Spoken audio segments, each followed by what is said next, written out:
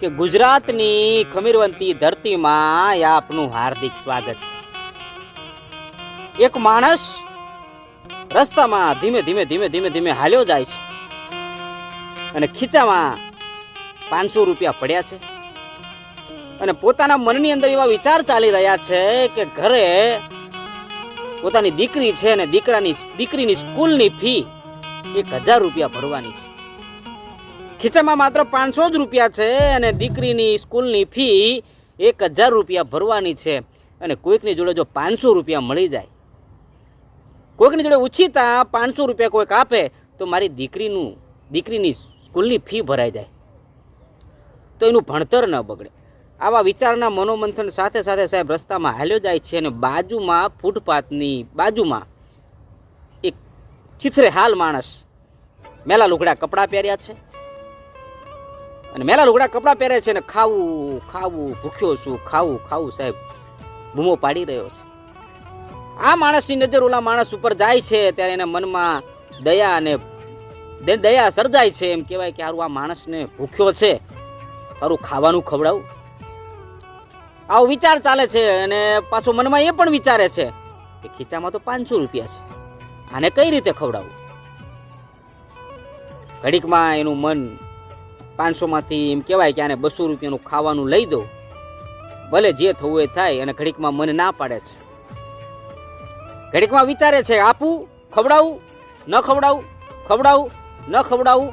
આવા મનોમંથન વિચાર સાથે હવે એક નિર્ણય કરી લે છે એ માણસ કે જે થવું હોય થાય, દીકરીનું ભણતરનું જે થવું હોય થાય, સ્કૂલની ફીનું જે થવું હોય થાય, કે આ 500 માંથી 200 થી 300 રૂપિયાનું ખાવાનું લઈ અને આ ભાઈને આપી દો।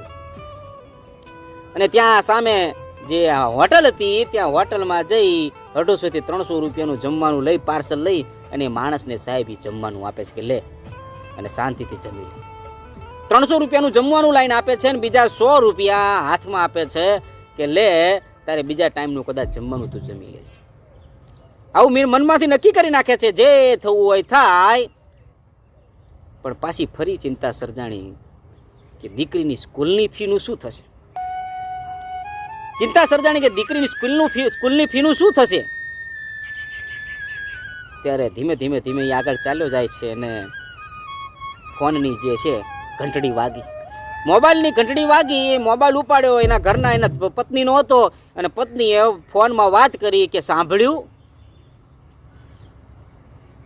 કે સ્કૂલની અંદરથી ફોન આવ્યો હતો અને એમ કહેવાય કે એક સંસ્થાએ 10 છોકરાઓની 10 દીકરીઓ દીકરા દીકરીની 2 વર્ષની ફી ભરી દીધી છે। કોઈક સંસ્થાએ સ્કૂલવાળાનો આપણી પર ફોન આવ્યો કે હવે તમારે કોઈ ફી ભરવાની જરૂર નથી, અને એમાં 10 દીકરા દીકરીનો જે નામ હતા એમાં આપણી પણ દીકરીનું નામ છે, એટલે હવે આપણે કોઈ 2 વર્ષની ફી ભરવી નહીં પડે। મારે તમારા સમાચાર આપવા હતા એટલે મેં તમને ફોન કર્યો, હવે કોઈ ચિંતા કરતા નહીં।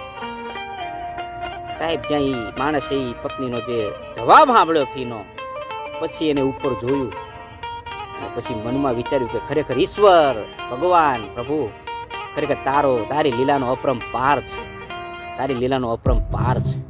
જો આપને મારા વિડીયો ગમતા હોય તો લાઈક કરો, કોમેન્ટ કરો, શેર કરો અને ફોલો કરો। જય દ્વારકાધીશ।